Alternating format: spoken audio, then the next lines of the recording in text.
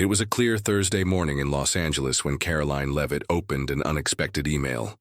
The subject line read, "You've been invited to appear on the Ellen DeGeneres show."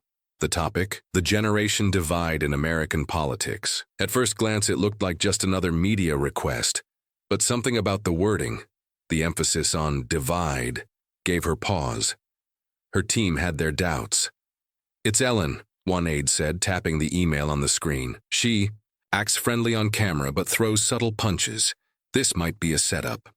Karoline leaned back in her chair inside a modest press office in D.C. Her trademark navy blazer hung nearby. On the desk in front of her was her well-used pocket Constitution, the cover faded, the corners worn. She didn't look rattled. "Let her try," Karoline replied. "If she's looking for a joke, I'll be the one bringing the facts." By the time her flight touched down at LAX, online chatter had already ignited. Progressive influencers mocked, "Why is Ellen giving airtime to Trump's press girl?" Meanwhile, conservative commentators issued warnings.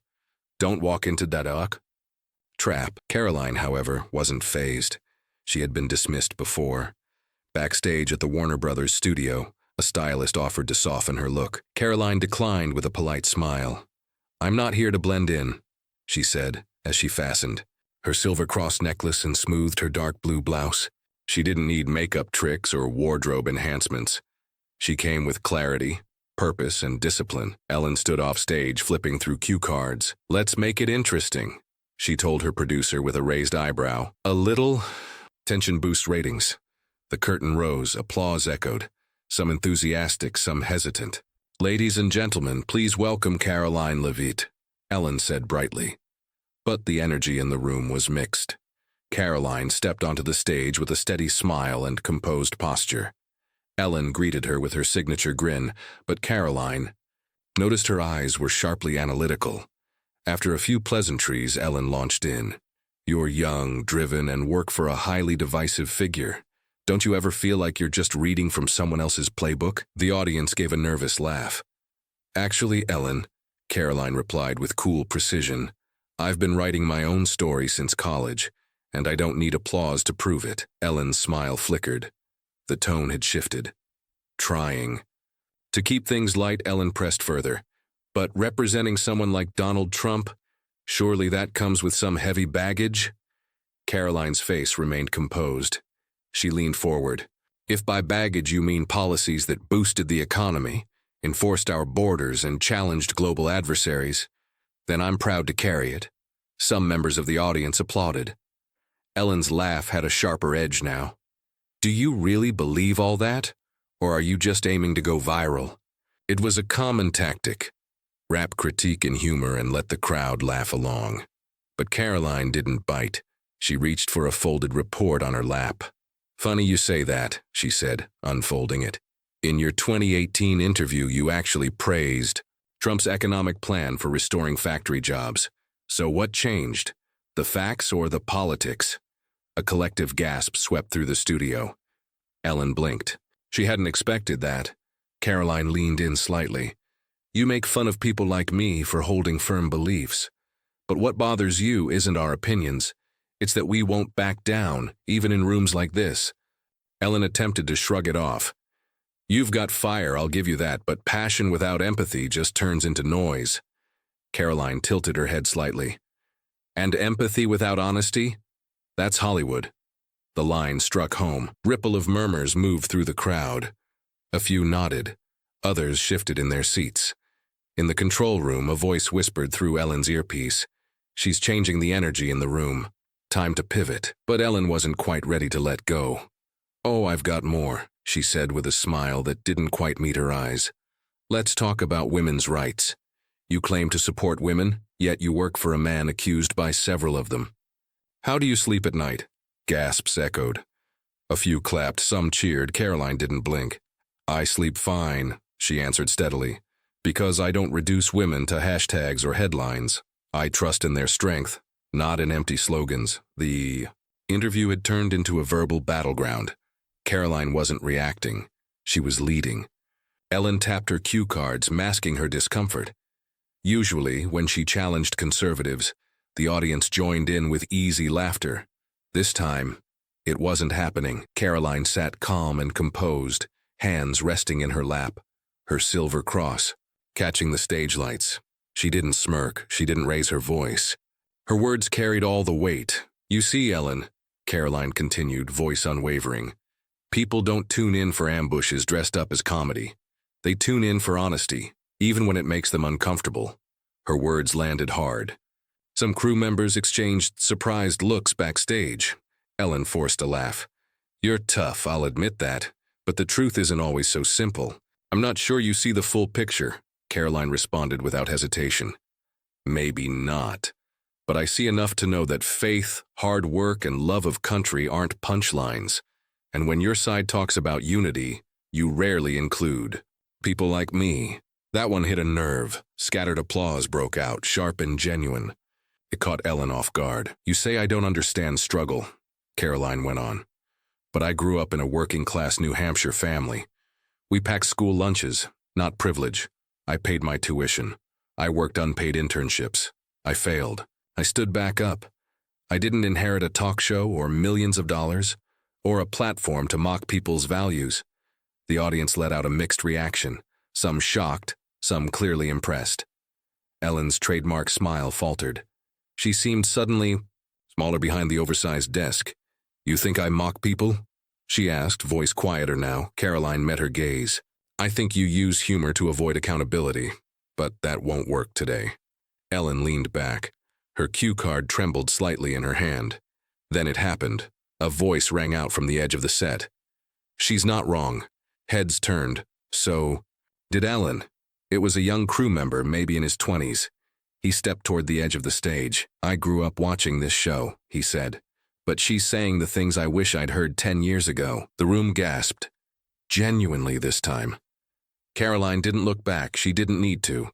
The shift was already happening, not just in the room but in the wider narrative. Ellen straightened up quickly, blinking. "Let's take a break," she said into the camera. The studio lights dimmed.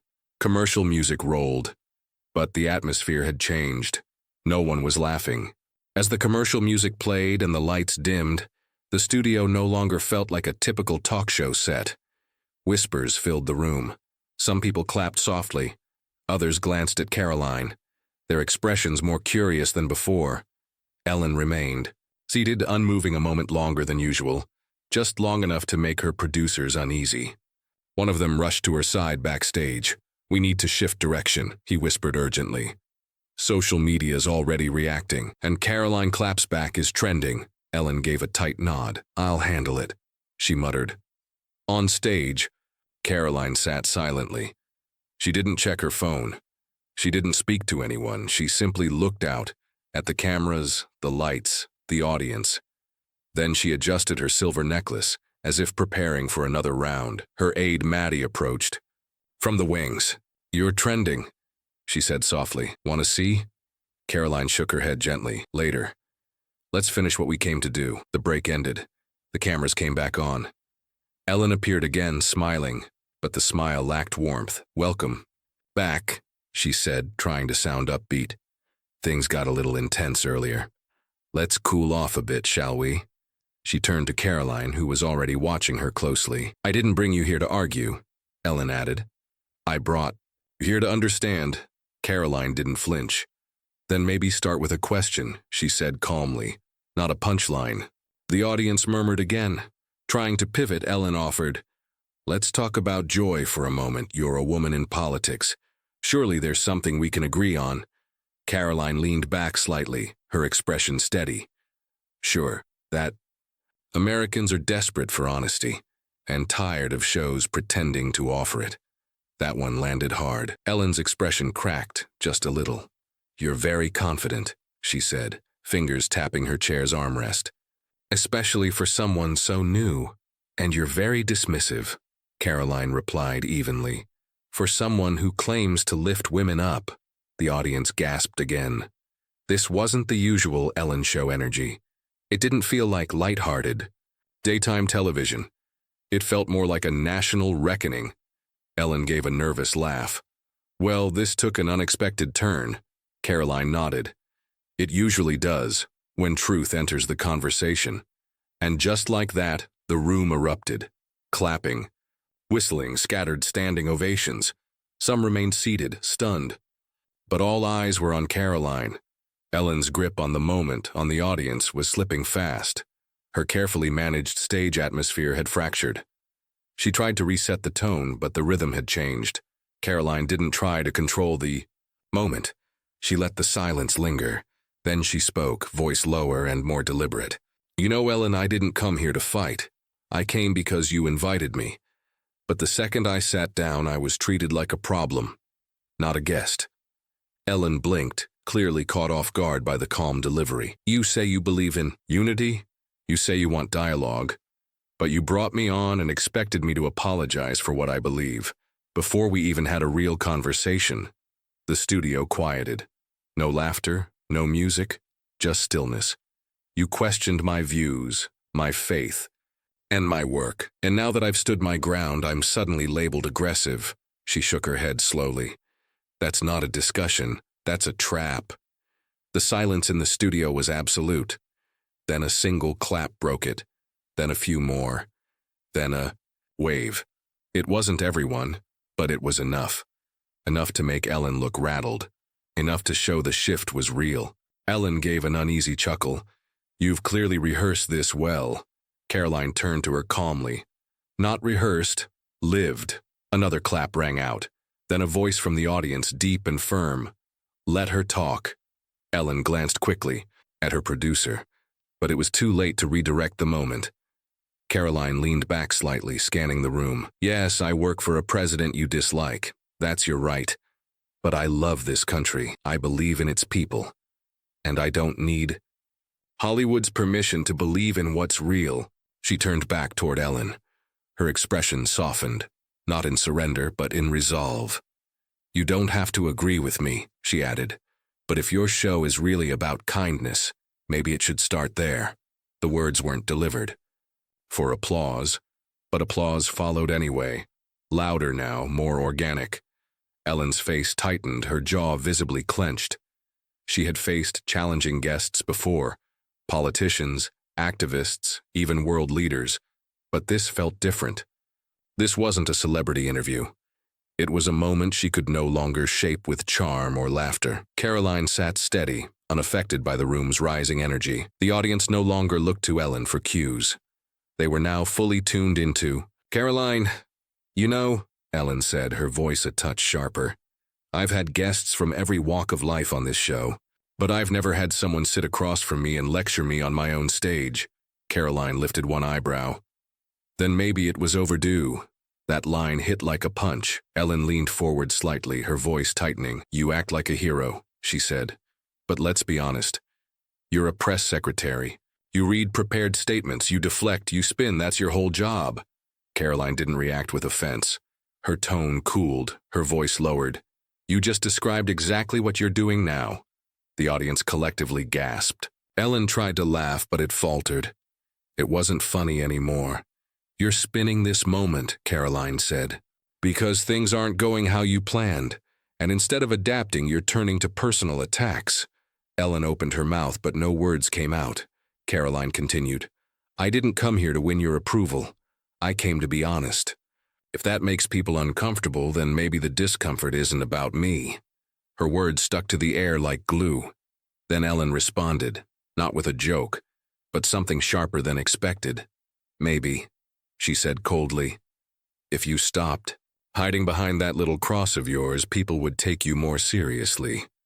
The room froze. Even Ellen's staff looked stunned. No laughter followed, just a collective intake of breath. Karoline's hand rose slowly to her necklace. She didn't hold it. She simply let it show. Then she stood, quietly, calmly. The studio was still.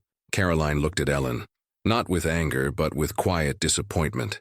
"This," she said clearly, "is what people like you really think of people like me." She turned slightly toward the crowd. "You mock how I dress. You mock what I believe. And then you claim to promote kindness." Dead silence. Ellen didn't speak. She couldn't. Karoline didn't yell. She didn't storm off. She just delivered one final line. "You just told the world exactly who you are."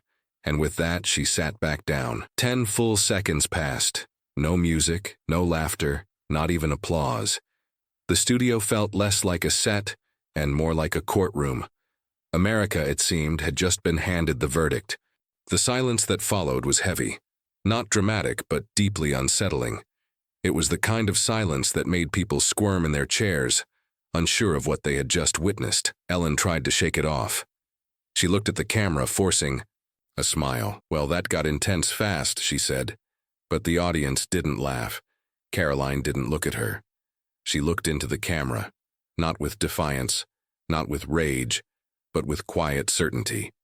"Millions of Americans wear a cross," she said softly. "Millions pray quietly before work. Millions stand during the anthem and bow their heads when soldiers return home under flags." She paused. "If those things are a punchline in your world, maybe the joke isn't on us." The statement landed like a thunderclap. Online, reactions exploded. Hashtags trended, clips circulated in real time. Twitter was flooded with commentary. Phrases like "Ellen mocked faith" and "Karoline stands tall" topped the trending list. Inside the control room, panic set in. Producers scrambled. One assistant held up a cue card for Ellen. "We're losing the audience fast on stage." Ellen shifted uncomfortably. Her voice trembled as she turned back toward Karoline. "I didn't mean it that way," she said. "I was just trying to lighten the moment." Karoline finally turned to her again. Her tone remained soft, but firm. "You can't hide behind jokes when the laughter turns cruel." From the crowd, movement began. A woman in the second row slowly stood and began to clap. Then a college student in the back, then others. It wasn't a full standing ovation, but it was enough to make a statement. "Let her speak," someone called out. Ellen's posture stiffened. She fumbled with her cue cards, flipping back and forth, unsure where to go next. Then she looked up. "We're going to cut to commercial," she said. The lights dimmed again. The cameras stopped. But the damage had already been done. In the control room, producers scrambled to regain control. But TikTok was already flooded with videos. One clip showed Karoline calmly adjusting her cross, then delivering her now viral line, "You just told the world who you really are." That clip alone hit millions of views by midnight. Fox News was already preparing a full segment. Media didn't just react, it erupted. And Karoline wasn't being framed as just another political figure. She had become a symbol. Backstage, Karoline sat quietly beside her aide Maddie. Her phone buzzed nonstop. Texts, mentions, requests. Maddie showed her a message from someone labeled DT. It read, "You were brilliant. They needed to see that." Karoline didn't reply. Instead, she turned to Maddie. "Book Hannity, Tucker, and CNN, back to back." Maddie blinked. "All of them?" Karoline nodded. "All of them. We're not done yet. Let's take this national." Across the country, reactions poured in. In a diner in Iowa, a waitress pointed at the TV and said, "That girl stood taller than most men I've seen on that stage." At a university in Chicago, a professor replayed the clip 3 times, murmuring, "She never even raised her voice." Inside the White House, a senior advisor forwarded the clip with a simple message. "This is a cultural win." Ellen's team went into crisis mode. A draft apology was written, but never posted. Her PR people advised silence. Let the cycle move on. But it didn't, not this time. By the next morning, Crossgate was trending. A major poll asked, "Did Ellen disrespect faith on live television?" Nearly 70% responded, yes. Karoline was no longer just a spokesperson. She had become part of a cultural moment, one that was still unfolding. 3 days after the episode aired, Ellen canceled her next taping. Officially, it was due to scheduling adjustments. But the media didn't buy it. Headlines poured in. Ellen faces fallout over faith remarks. Karoline Leavitt goes viral with calm response. Is daytime TV out of touch? Meanwhile, Karoline was everywhere. She appeared on Hannity, delivering sharp but composed answers. She joined CNN, where even skeptical anchors acknowledged her poise. She didn't brag, she didn't gloat. She simply showed up, and America kept watching. At a church in Georgia, a pastor quoted her in Sunday's sermon, You can't hide behind comedy when it becomes cruelty. In Texas, at a conservative women's conference, her speech was moved to the keynote slot. Before she even walked on stage, the crowd of 10,000 chanted her name. Support came from unexpected places, too. A liberal columnist tweeted, "I disagree with her politics, but that was one of the most controlled, powerful media performances I've seen. She didn't yell. She didn't fold. She owned it." Behind the scenes, Ellen's producers received angry emails from longtime fans. Sponsors started asking questions. Concern grew. At home, Ellen watched the clip again, her 12th time. She didn't recognize herself. It wasn't just the words she regretted. It was the silence that followed them, the moment she lost the room. In D.C., Karoline sat with her communications team. One advisor dropped a folder on the table. Late-night interviews, morning show requests, podcasts. "You're the headline right now." Karoline just smiled. "It's not because I shouted. It's because I stayed still when it mattered." Her team nodded. This wasn't just a media win. It was a repositioning. Karoline wasn't just the press secretary from New Hampshire anymore. She was something larger, something immovable. That moment on Ellen's stage hadn't just gone viral. It had shifted the conversation. For once, the mic didn't belong to the host. It belonged to the guest. 1 week later, Karoline walked onto the stage at the National Value Summit in Dallas. Nearly 20,000 attendees rose in applause before she said a word. She didn't smile. Not yet. She knew this wasn't about celebration. It was about clarity. "Some said I went too far," she began, her voice firm. "Others said I didn't go far enough." The room fell silent. "I didn't go on Ellen to win a fight," she continued. "I went to remind this country that your faith, your values, and your identity are not punchlines." Applause erupted, but she raised her hand, calming the crowd. "That moment," she said, "wasn't about me. It was about all of you. Teachers afraid to pray out loud. Veterans mocked for patriotism. Small-town mothers told they're outdated. I didn't defend a necklace. I defended a belief." Her words echoed like thunder. Clips of her speech hit social media instantly. Fox News aired it in full. CNN hosted a panel just to dissect it. Even The View acknowledged, "She's shaping the conversation, whether we like it or not." And Ellen, she stayed silent. Eventually, a vague apology was posted online. Too little, too late. The impact had already taken root. Within just 5 days of the interview, Karoline's office had received over 15,000 messages, many handwritten from across the country. Letters from veterans, nurses, teachers, and even former atheists poured in, thanking her for standing firm without shouting. One message stood out. It read, "I'm 76. I lost my job for mentioning faith at work.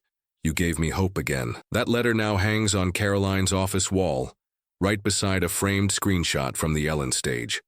Her cross visible, her posture calm, her expression steady, not a symbol of outrage, but of resilience. By the end of the month, lawmakers in 3 states had introduced new legislation protecting religious expression in the workplace. All cited Karoline's moment as inspiration. She was no longer a supporting figure in someone else's story. She was now a catalyst in a national movement. As she left the Dallas Summit stage, one of her team members asked, "Should we call this a win?" Karoline paused for a moment, looking toward the row of cameras now fixed on her, just like they were that day in the studio. "No," she said with a soft, sure smile. "Call it a beginning. Some moments aren't just broadcast. Some don't fade with the next trending topic.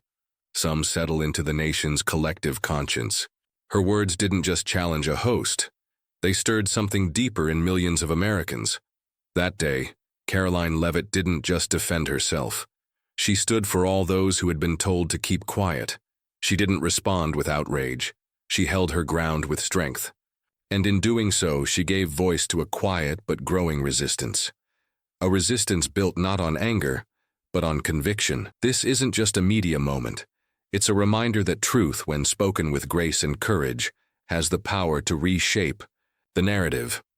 So now the question turns to you. What would you do when the world expects you to sit down and stay silent? Would you speak? If this story made you pause, If it made you feel seen or inspired, subscribe, because here on Surprising Stories, we don't just tell tales, we highlight voices that challenge the noise, that hold the line when others fold, and that speak truth when silence is expected. This is where real defiance begins.